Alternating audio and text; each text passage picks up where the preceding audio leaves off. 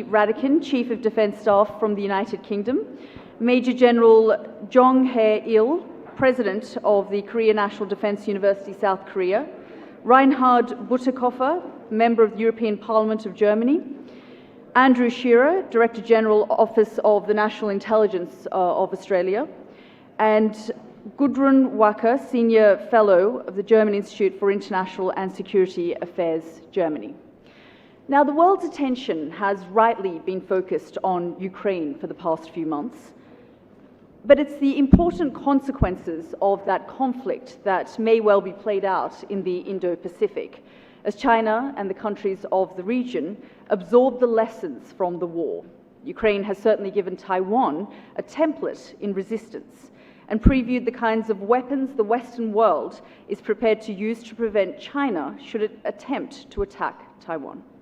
The long war in Ukraine may also once again prove that the West could become distracted away from China, just as it did when it was conducting the war on terror post 9/11. I'd like to begin with you, Admiral. Can you just tell us what the military implications of Ukraine is for the Indo-Pacific? So, good evening, Yalda, and good evening, everybody. I should say it's a delight to be back at the Raisina dialogue, and we were joking just beforehand. 2 years ago, I was on a panel being quizzed by Yalda previously, and I'm still back here. So, I think we have to be cautious with the Ukraine conflict because it's still ongoing, and I think at times there is a rush to try to come to all kinds of conclusions. So, some of my conclusions are inevitably quite generic, and I think they're substantial ones that apply not just to the Indo-Pacific, they actually apply to the whole world. And that really is the significance of what's going on. The first one would be that strategic errors lead to strategic consequences. Now, that's a glimpse of the blinding obvious, but it's absolutely what is happening in Ukraine. And what Russia has done is a catastrophic error, and then that has implications all across the world. And it has severe implications for Russia. I think the second aspect, which absolutely applies to this region and to the Indo-Pacific, is the clarity around that boring phrase of a rules-based international order. Well, actually, rules matter, and you're seeing that rules matter in the way that the world has responded. And that has real impact on militaries and how they consider the use of force and what the implications are when you use that force. And I think at the strategic level, what the implications are when you transgress the international rules of the world. And then that really leads on to my third point, which is the importance of allies and partners and the confidence that we should take that when nations transgress, and when the world responds, it's the world that is more powerful than individual nations, and we should have enormous confidence in the unity, the clarity, the power that partners and allies can bring, and how that impacts both at the strategic level, but at the operational level, all the way down to the tactical level. And that's what you're seeing in Ukraine. The pressure on Russia in terms of the Russian state, the operational impact in terms of what is happening on the ground in Ukraine and the implications for Euro-Atlantic security. And then at the tactical level, you're seeing support for Ukrainian armed forces, you're seeing magnificent Ukrainian armed forces and their response, and then how that impacts back up the chain in terms of Russia. So there are all kinds of consequences. But I just want to pick up on that point about alliances and the kind of strategic allegiance that the West has shown when it's come to the conflict in Ukraine. As far as the Russians are concerned, sure, there are sanctions, but it hasn't stopped the bombs. It hasn't stopped the bombs, but I think we have to be really careful of that kind of approach that says, well, actually, I'm going to look for the nth degree of everything to be resolved. I think, sticking still with this is a conflict that is ongoing. When Russia went into Ukraine, they were going in to occupy the whole of Ukraine. They went in with a bogus supposition that they wanted to respond to what they saw as being the threat of NATO. They wanted to try and hook it in Ukraine and ensure that it couldn't travel to the west. It couldn't, in the future, have an aspiration for the EU, and it would deny any aspirations in terms of NATO. The complete opposite has happened. Russia has lost the Ukrainian population, and they will not be hooked into Russia. They will look increasingly westwards. NATO has responded in a magnificent fashion. NATO is more unified than I've ever known in my whole career. And then there's this debate, an extraordinary strategic debate about Finland and Sweden, and might they join NATO? And those are things that have happened in such a short period of time, which ordinarily would have taken years. And it's brought NATO together. But I was just in Ukraine, Admiral, and what I continue to hear from the Ukrainian people, we are grateful and thank you for the military hardware you're supplying us. But we feel a sense of abandonment here. We've asked for a no-fly zone, we've asked for tanks, and none of these things have been delivered to us. So I think the other piece that goes with Ukraine and the response of NATO and the response of other nations around the world is an honesty about some of the complexities of the conflict in Ukraine, and that is being incredibly honest about ensuring that the response in Ukraine doesn't escalate the situation, and we acknowledge the seriousness of this, and that we don't start to track down a conflict that would involve NATO in direct combat operations with Russia.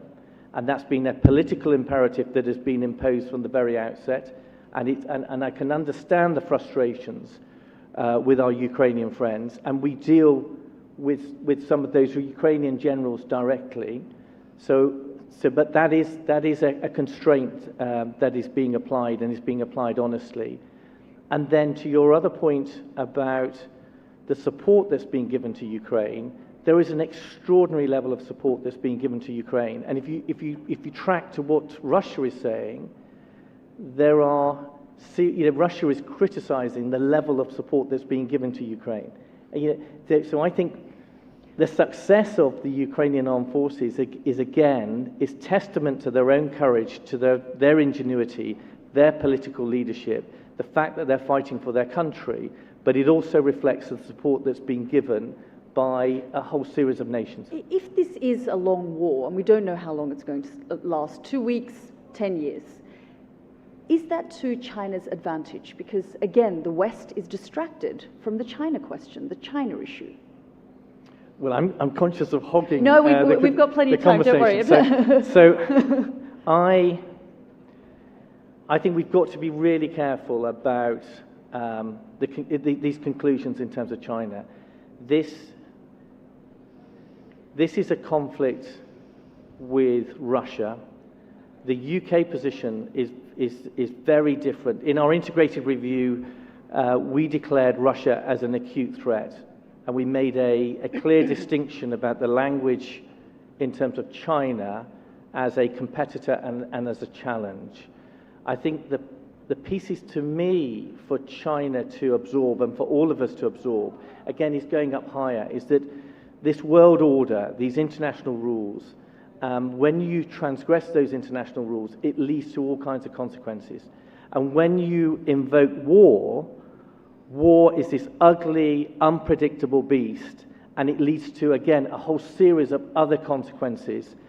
And here we are, just a couple of months into this, at one level, relatively contained conflict in Eastern Europe, and yet the global impact, whether it's energy prices, food prices, the sanctions on Russia, the impact on the world economy, as well as the shocking impact on people in Ukraine and displaced people, as well as the deaths and destruction, are enormous.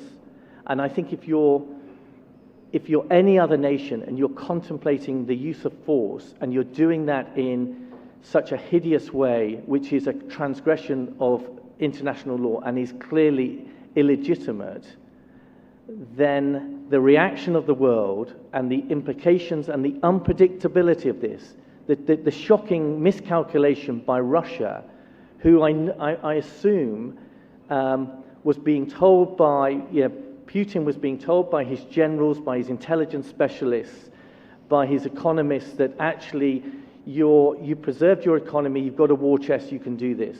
Your military saying you can go and do this and we'll do it quickly. The intelligence saying, actually, we think we've worked it out. It's back to a truism of war and its unpredictable nature and the caution that has to be applied when you use force in this manner, and especially when you use it in such an illegitimate fashion. And I think all nations will be absorbing that, and it's a constraint on how nations will act. Andrew, I'm going to come to the China challenge again, because you're someone who has been a China watcher and focused on the China challenge before it was even fashionable. This past month, the Solomon Islands signed a pact with China. What's China up to?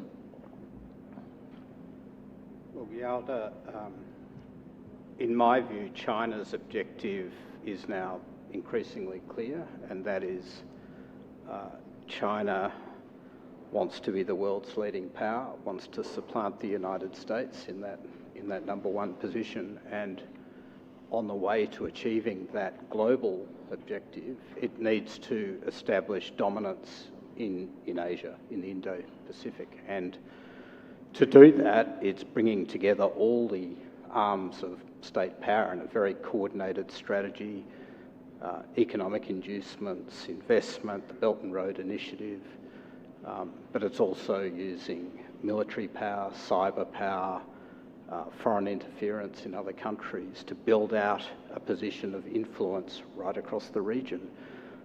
That includes an ambition to establish a network of dual-use and military facilities right across the Indo-Pacific, from the west coast of Africa into the Pacific. And our concern about the agreement that was recently signed, notwithstanding a lot of concern in the region, I was up there just a couple of weeks ago, lots of concern in the region about the implications of an increased Chinese security and defence presence in the Pacific. But that agreement has gone ahead, and we will be watching, we will be working... Why did it go ahead? I mean, was it an intelligence failure on your part? Before we came out here, I tried to get Yalda to go easy on a compatriot, and as you can tell, that didn't work. It wasn't an intelligence failure. This strategy has been unfolding for a number of years. I think for those of us watching closely, there were signs of this well over a decade ago, and we've seen this building presence across the Indo-Pacific. We've seen China moving into the security relationships across the Pacific in a more active way. I think when the pandemic was at its height, it was harder in a way for all of us to be present in the region. As regional countries open up, China has exploited the reopening. It's very active. Again, it's using all of the considerable instruments of power at its disposal. That includes Chinese companies, state-owned enterprises, Chinese diplomacy, Chinese defence attachés, the whole panoply of Chinese power being deployed in a targeted way in these very small, very fragile, very vulnerable countries. But it's not like Australia didn't have influence over the Solomons. If you go back way back to the 90s, they dealt with the riots and security issues then. The Australian police have always been involved in providing security. That happened again in the early 2000s when we had the Ramsey Agreement and that task force. Again, a few months ago. So to say that China is just trying to spread its sphere of influence and putting everything in its power to, to almost seduce these smaller Pacific nations, Australia has been doing that. So what's gone wrong here with this pact? Why did it go ahead? What you say about our contribution in the Pacific, and particularly in the Solomons, is very true. We've invested billions of dollars in development assistance and security assistance to Solomon Islands. We've got personnel on the ground today as we speak. We responded within 8 hours of receiving a request from the Solomon Island government. We made a decision and we had troops and police on the ground within 24 hours of that Could request. we see Chinese troops on the ground in the Solomons? We are already seeing Chinese police on the ground in small numbers, and our concern is that this agreement potentially opens the way to a more persistent Chinese military presence in Solomon Islands. Could yes. that, if the Chinese police are trying to control one part of a town or a village or an area, and the Australian police are trying to do something else, could that put them in direct conflict? Unity of command is always desirable in any security operation, and confusion around unity of command is an issue. We are also concerned that in such a fragile, volatile country, Chinese policing techniques and tactics that we've seen deployed so ruthlessly in Hong Kong, for example, are completely inconsistent with the Pacific way of resolving issues, and could incite further instability and violence in the Solomon Islands. That's one of our biggest concerns. So what is it then that China wants? China wants a region where countries comply with its strategic preferences and choices and don't make their own choices. And that's why our efforts are so directed at helping countries in the Pacific and Southeast Asia and the Indo-Pacific more broadly defend their own sovereignty and protect their own sovereignty. Australia's not a perfect partner for these countries. We've made a big investment. I think our motives are pure and have been pure for decades. But we accept these countries making their own choices. What we can't accept is an outside power influencing the choices of these countries. China wants a region where it has sustained military presence, where it can complicate US military operations and Australia's military operations and make those more difficult in a crisis. And that's why our concerns around persistent military presence are so real. Reinhard, I'm just going to come to you, because with this conflict in Ukraine, the one thing that Germany, Europe has realised is its dependence, the strategic blunder that's its dependence on Russian oil and gas. Now, if we look at the China question, which, by the way, has caused the sort of dragging of feet as far as Germany is concerned when it has come to sanctions, would you, if there was a situation where we saw war with China, would you say you would be in the same sort of strategic blunder and position where you'd be reluctant to impose any kind of sanctions on China because, again, you'd be dependent? Well, I would not assume that we're not going to learn anything from what we're experiencing. And in fact, the EU has started dealing with dependencies on China way before we were forced to acknowledge how biting and how crippling the kind of dependency that we developed on Russia can be.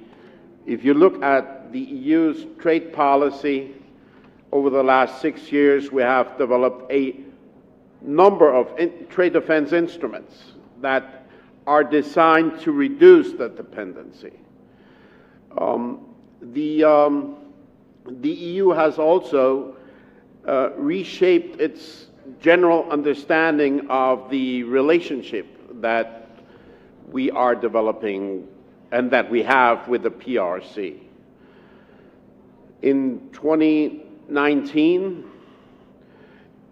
this complicated, multi-dimensional relationship was described as, at the same time, a partnership, a competition, and a systemic rivalry. At the moment, in the European institutions, there is a consensus that we are now way into rivalry territory, and that the basic reality, the basic truth with regard to that relationship is that we are indeed systemic rivals. And that means two things. That it's not just a rivalry between the two governance systems of democracy and authoritarianism.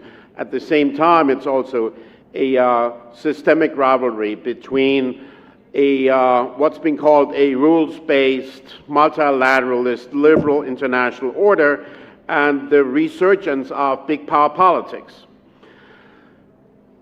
So I think we didn't start from zero, and the lesson that we have to learn still, because we cannot just turn on a heel to wean ourselves from the gas dependency that has been built over 20 years, but there's now a willingness to do that.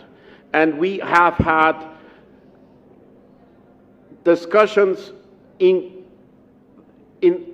that's very interesting, I would say, in the three important China communities that we have.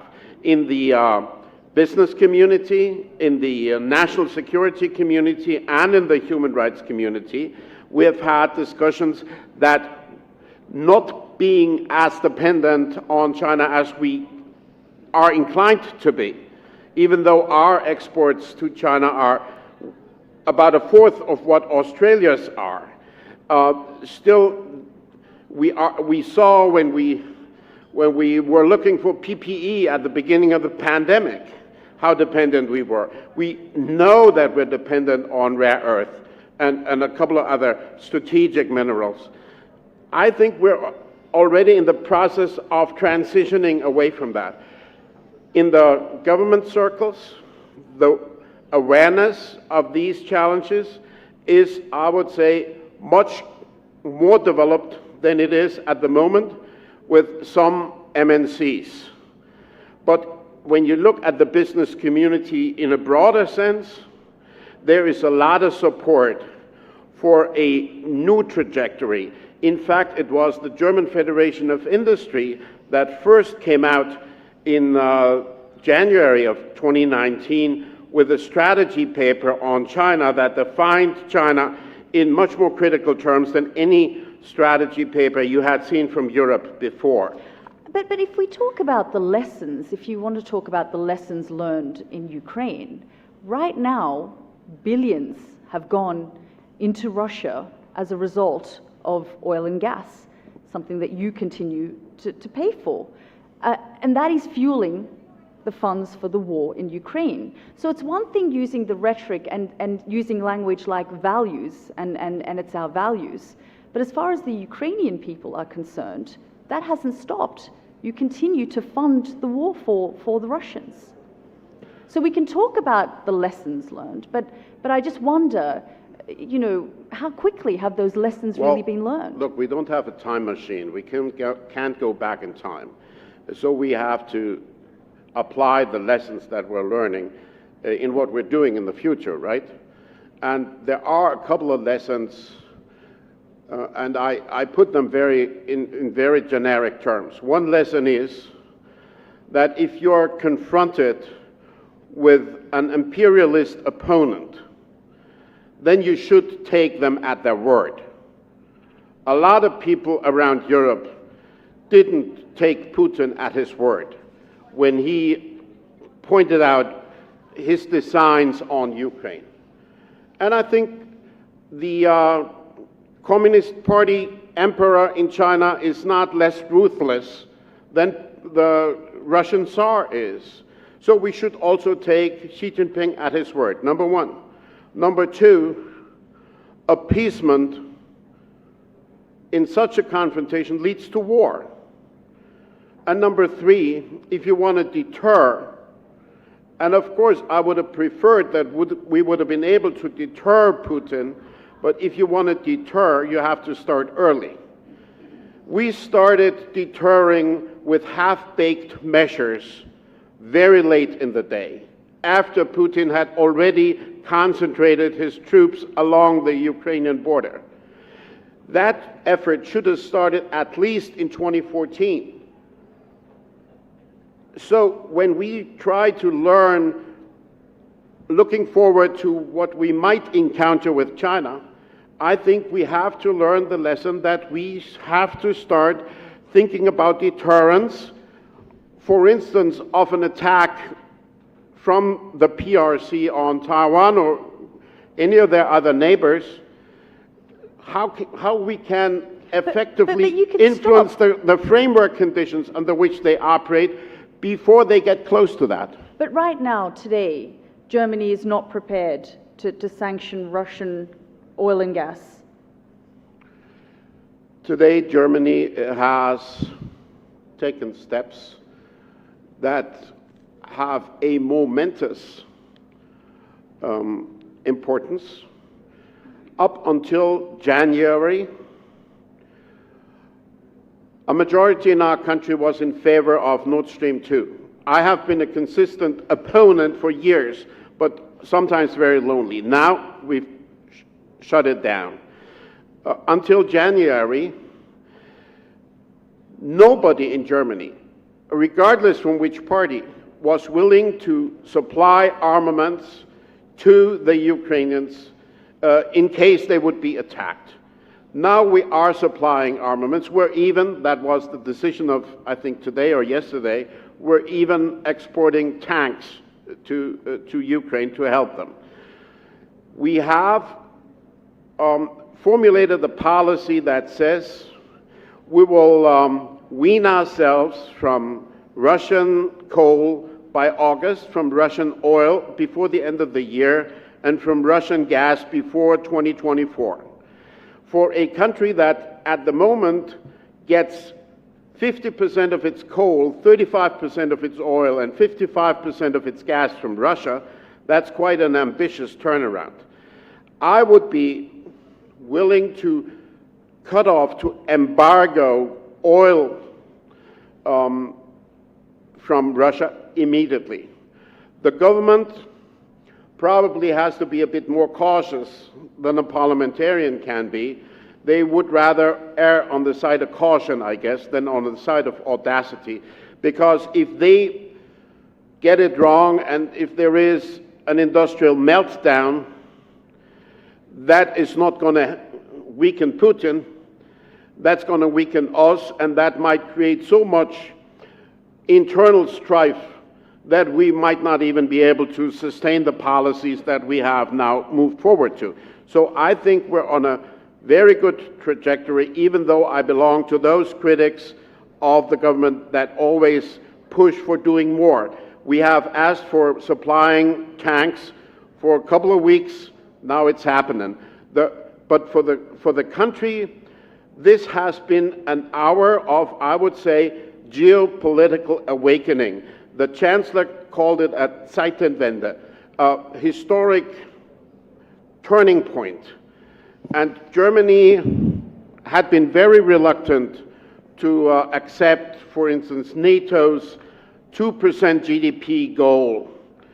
Now the government has pledged, with the support of the Parliament, to spend 2% plus every year on defense. So I would not say that it's adequate to just describe Germany as a country that is dragging its feet. We're not leading as much as we should, together with France and Poland and others. I mean, as far as the Ukrainians are concerned, the war crimes continue, the bombs continue, and Germany is not willing to take swift action. So they do feel you are dragging your feet. But I just want to bring Forgive me, that is not correct. The decisions are taken within NATO, and the decisions are taken within the EU. But Germany is one of the countries. It is not a fact that Germany blocks all those decisions. That is what some people peddle, but it's not the truth. Okay, I'm just going to bring in Gudrun into the conversation, because I want to pick up on what we've just talked about. This idea of values, believing in something, believing in freedom, believing in democracy. And yet, something that I continued to hear in Ukraine, and most recently when I was there, and also in Afghanistan when I was there in December, was this sense that the West talks about these things, but they're not willing to fight for them. That at the end of the day, they can send these weapons in, but there is this sense of abandonment. Would you say that's accurate? Yes. Okay, I think we have to cooperate with other countries based on values, yes, but also on interests. And this is true for every country. This is true for India. This is true for the European Union. And actually, if you look at the Indo-Pacific strategy of the European Union, it says we will strengthen our partnerships in the region based on values or interests. For the Germans, it's a huge step to even admit that we do have national interests. Until recently, we did not admit to have. But I want to say something very fundamental, because until a few years ago, we all believed that economic interdependence is a stabilizing factor in international relations. All of us did. You know, we admitted China to the WTO in the hope that this would kind of integrate them in a better way. And especially in this part of the world, a lot of talk was about, even if you have political conflicts, the economic interdependence makes sure that the price is too high to go forward on the conflict part. But this belief has been destroyed, and not only by what Russia did in Ukraine. It has been destroyed over the last years pretty systematically by several actors, and China is obviously one of them. If you start to weaponize economic relations, if you start to weaponize trade, and China has a pretty sophisticated toolbox how to do that. That's part of what Andrew was talking about, these gray zone activities, you know. So there is disinformation, there is the luring of countries with the promise of investment. So you have, basically you have sticks and carrots. And over the last years, we see China pulling out more sticks than carrots. Or the carrots have proven not so tasty to the countries they were offered to. And this is the world we live in, but it takes a while for this realization to sink in and then act on it. And this is up to all of us. And I mean, China is still the biggest trading partner of India. When I last looked, Australia has not weaned itself from the dependency on China.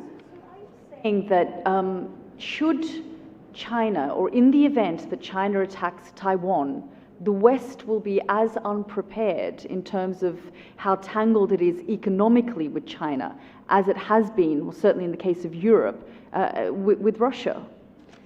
Well, the first issue we have to debate is how likely is it that China attacks Taiwan.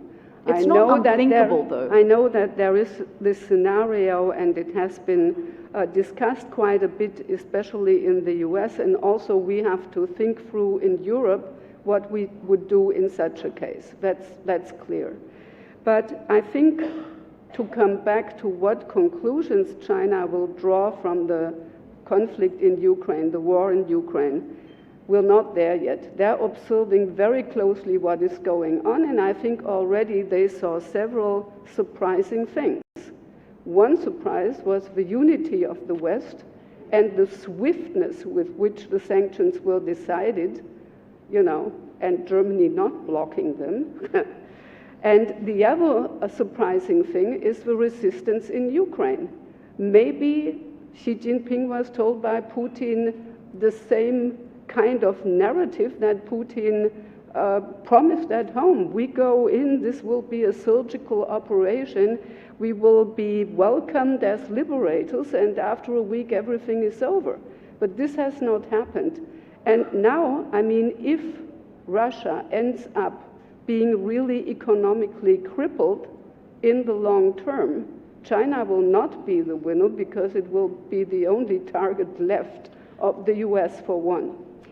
A view that I continue to hear in India and in this part of the world is that, in fact, it was Europe and the West that should be blamed for this crisis and conflict in Ukraine, that they, so to speak, poked the bear. I just want to get your response to that. I wouldn't say that the West has not made any mistakes in the 90s after the demise of the Soviet Union. You know, I'm the last person who does not admit that we often apply double standards and we are hypocritical and everything, but double wrong does not make right.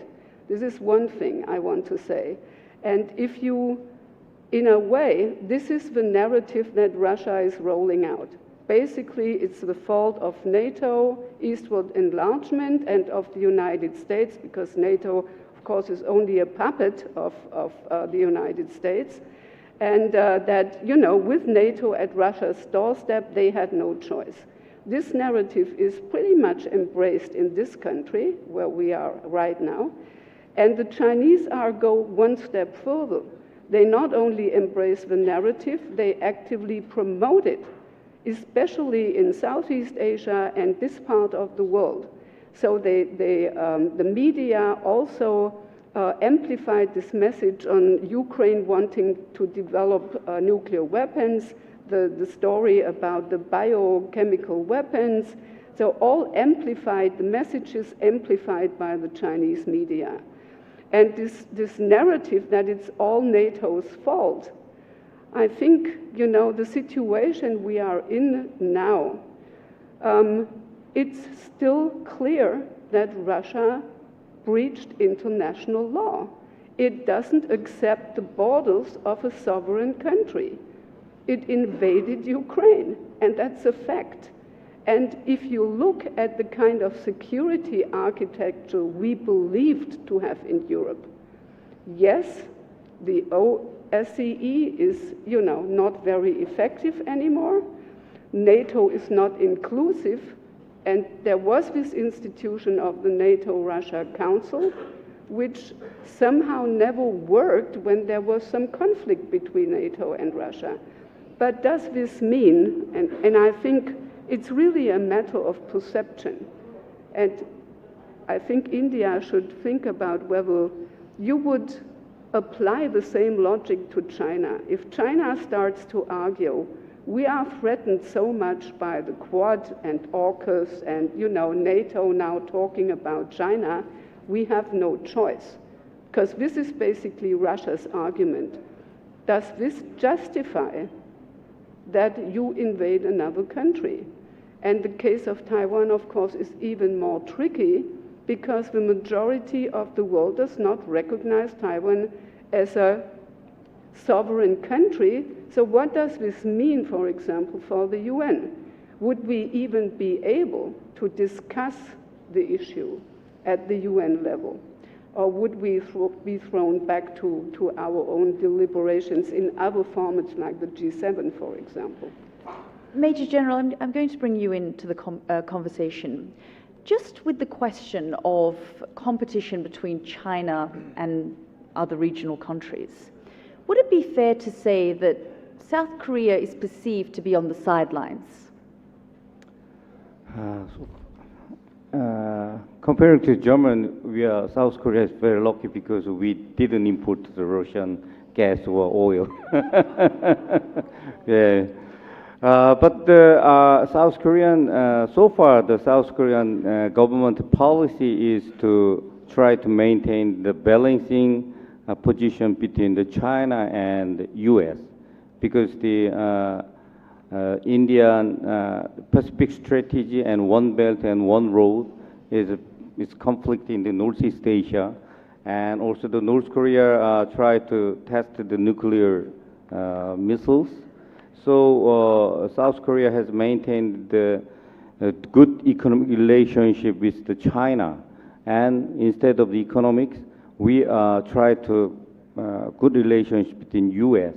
But recently, because of the Ukraine conflict, our president-elect Yoon, who will inaugurate the 2 weeks later, the new government changed our position would be.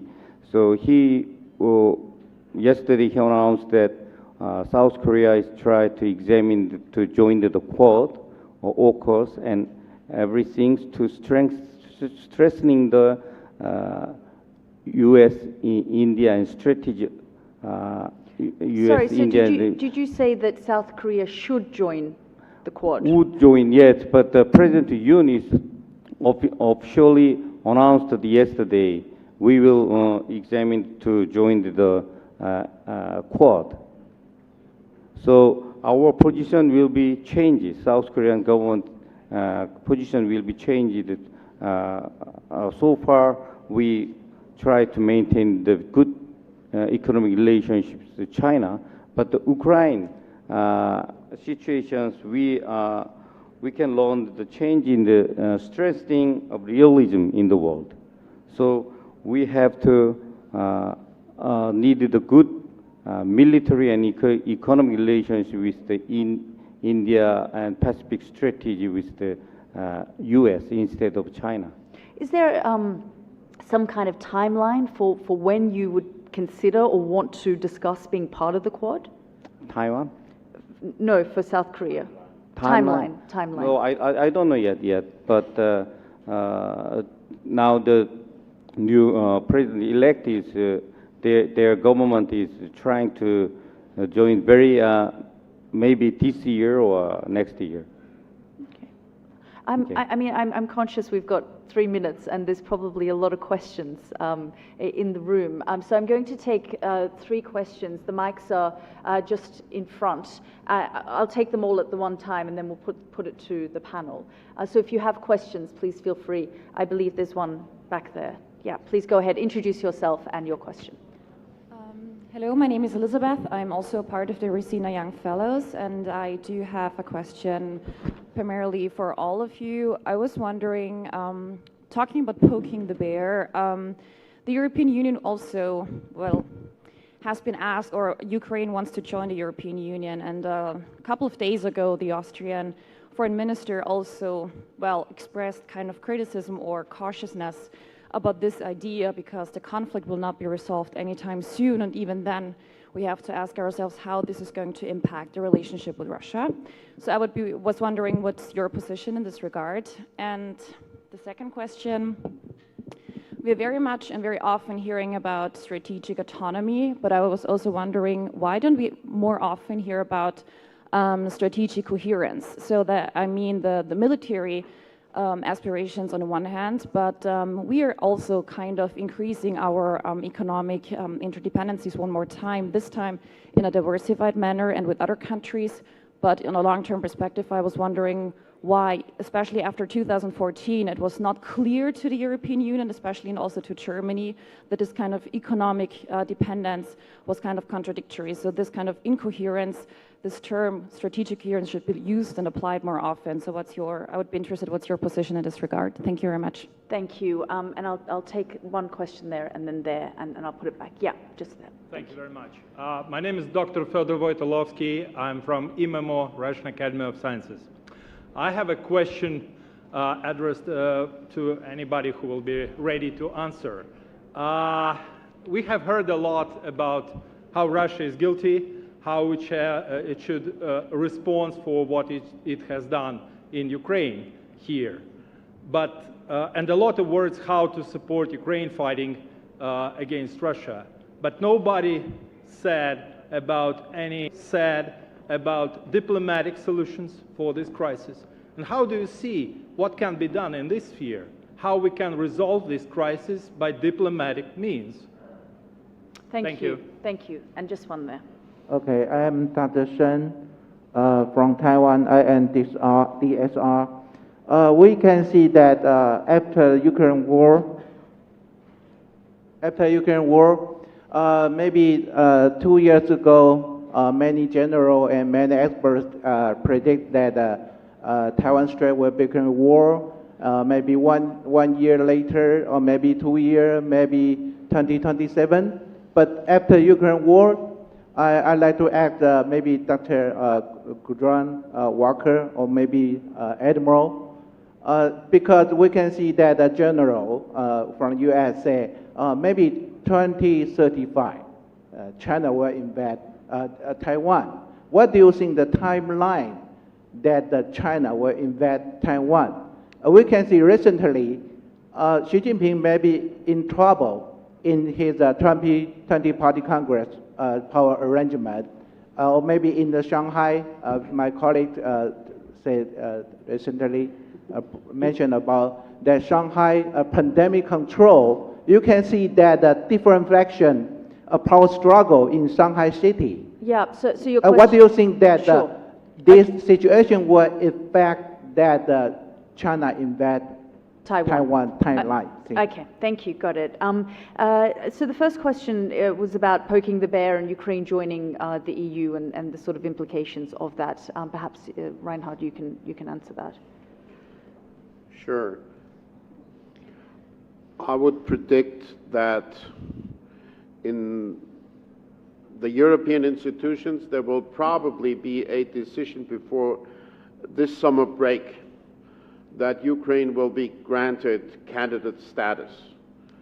That does not imply that next year there will be a member, but the accession mechanism is so flexible that it can be speeded up according to the progress that we're making.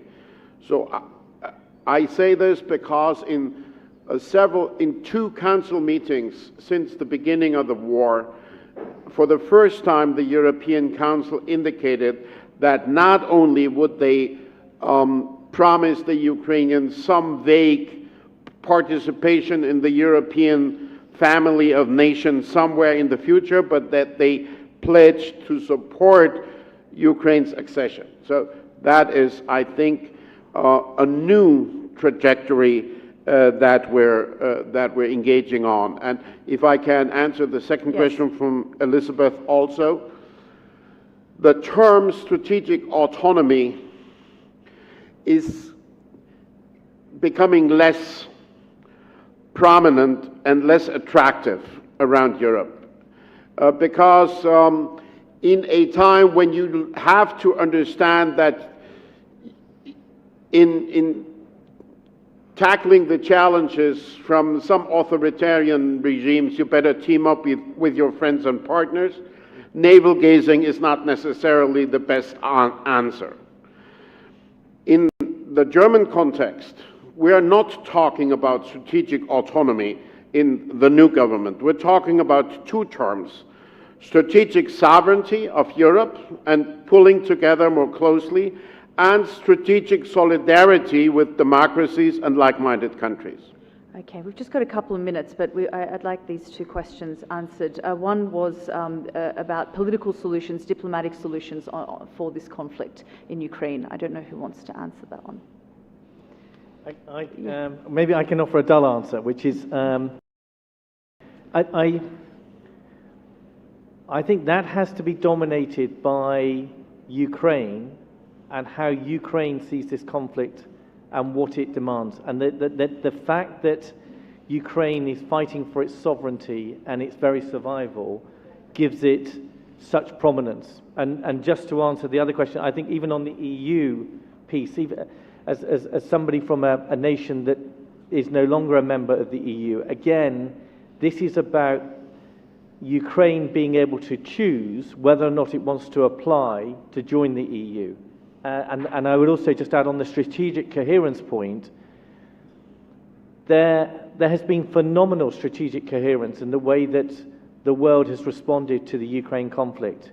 So all the instruments of power are being used in a very classical way. So whether that's diplomatic, economic power, the use of the military instrument and the use of information and cultural and social issues, I think this is an example of surprisingly strategic coherence in the way that the world has responded. Thank you, Admiral. And finally, Andrew, I wonder, this question about whether there's a timeline for when China potentially attacks Taiwan.